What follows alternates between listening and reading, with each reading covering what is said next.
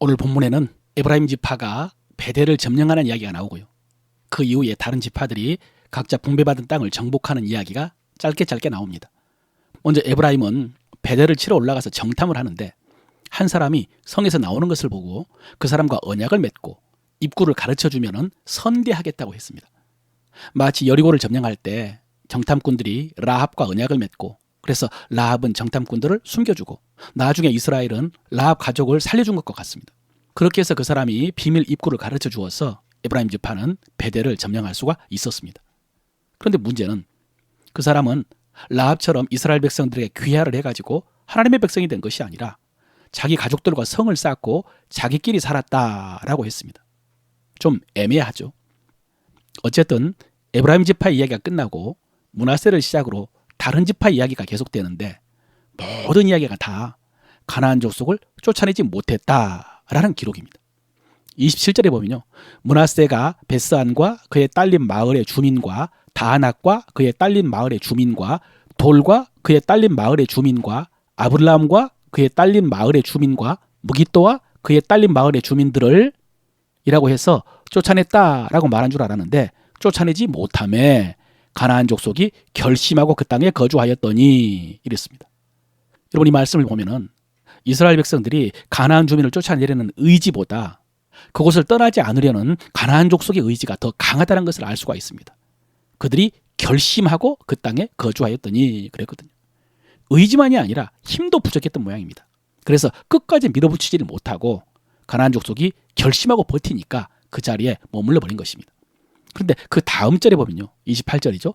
이스라엘이 강성한 후에야 가나안 족속에게 노역을 시켰고 다 쫓아내지 아니하였더라 그랬습니다.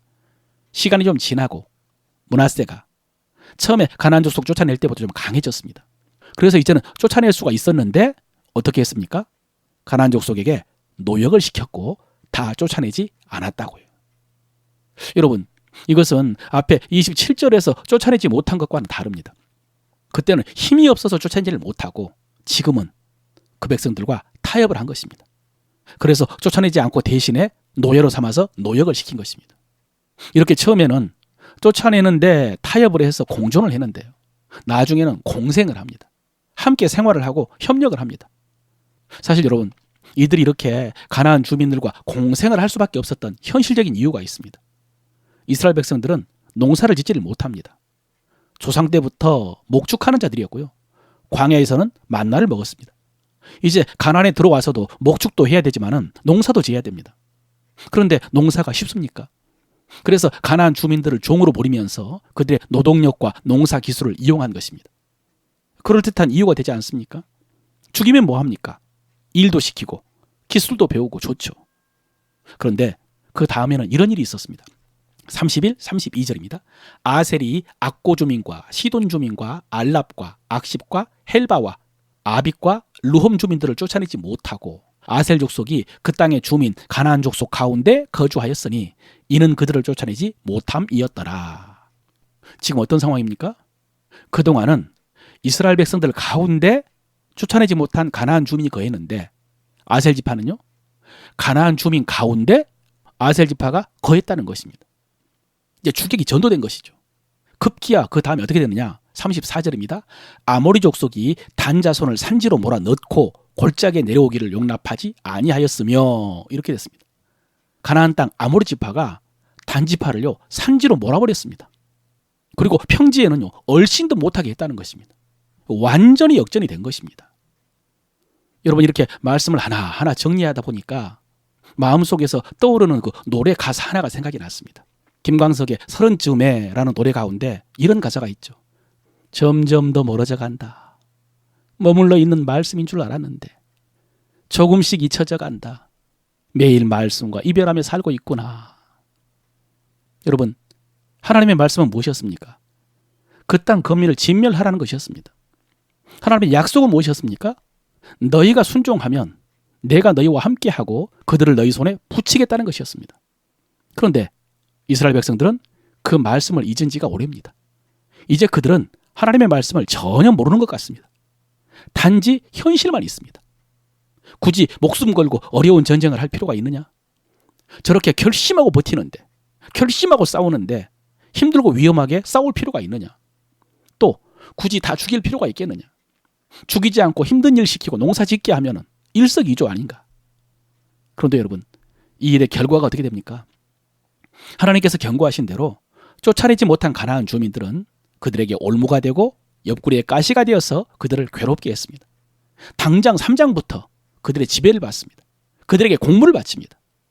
이런 정치적인 지배는 말할 것도 없고 정말로 치명적인 것은 그들의 신을 섬기게 됩니다. 바알 숭배. 하나님께서 가장 싫어하시는 우상을 숭배하게 됩니다. 어떻게 바알 숭배를 하게 되느냐? 가나안 주민들에게 농사를 배우다 보니까 농사의 신인 바알까지 숭배하게 된 것입니다. 여러분, 오늘 말씀의 주제는 이것입니다. 미묘하게 불순종하다가 조금씩 타협하다가 나중에는 정체성도 잃어버리고 말씀도 잃어버리고 하나님도 잃어버리고 그래서 마지막에는 모든 것을 잃어버리게 된다는 것입니다. 결국 미묘하게 불순종하고 조금씩 타협하는 것, 이것이 위험하다는 것이죠. 사랑하는 성도 여러분, 오늘 주신 하나님의 말씀을 통해서 지금 한번 우리 자신을 돌아보시길 바랍니다. 나는 말씀을 따라 살고 있는가? 아니면 현실에 타협하며 살고 있는가? 하나님께서 우리에게 이 세대를 본받지 말라고 하셨는데 이런저런 핑계를 대면서 세상 속으로 빠져들고 있지는 않은지, 육신의 정욕, 안목의 정욕, 이생의 자랑, 이런 것들을 추구하면서 적당히 살고 있지는 않는지. 그런데 여러분, 그런 잠깐의 즐거움과 눈앞의 이익은 반드시 우리를 하나님으로부터 멀어지게 만들고 하나님의 은혜와 응답을 가로막고 징계와 심판을 가져오는 줄로 믿으시길 바랍니다. 오늘 본문 속의 이스라엘 백성들은 이렇게 현실에 타협하며 살았습니다. 그러나 그 크고 작은 불순종과 타협의 결과가 무엇인지 우리가 아는 것처럼 우리 삶 속에서 작은 불순종과 죄악이 우리의 삶을 고통스럽게 하는 것을 아시고요. 하나님 경외하며 사시길 바랍니다. 말씀 철저히 지키며 사시길 바랍니다. 그래서 여러분의 삶 속에 온전한 하나님의 나라가 이루어지시기를 축원합니다. 오늘 말씀을 통해서 우리가 입술로 고백할 우리 믿음의 도리입니다. 다스리는 자로서 나의 사명은 사람을 사랑으로 섬기지만 마귀의 역사는 대적하고 무너뜨리는 것입니다. 다스리는 자로서 나의 사명은 사람은 사랑으로 섬기지만 마귀의 역사는 대적하고 무너뜨리는 것입니다. 나는 내 육체 속에 거짓의 견고한 진이 있다는 사실을 알고 있습니다. 나는 내 육체 속에 거짓의 견고한 진이 있다는 사실을 알고 있습니다. 나는 마귀의 거짓 관계에 타협하지 않고 단호하고 사납게 대적합니다. 나는 마귀의 관계에 타협하지 않고 단호하고 사납게 대적합니다. 나는 반드시 진리의 말씀으로 내 안에 있는 견고한 진을 파하고 깨뜨릴 것입니다. 나는 반드시 진리의 말씀으로 내 안에 있는 견고한 진을 파하고 깨뜨릴 것입니다. 나는 옛사람을 십자가에 못 박고 새 사람을 입는 믿음의 선한 싸움을 매일 싸울 것입니다. 나는 옛사람을 십자가에 못 박고 새 사람을 입는 믿음의 선한 싸움을 매일 싸울 것입니다. 아멘.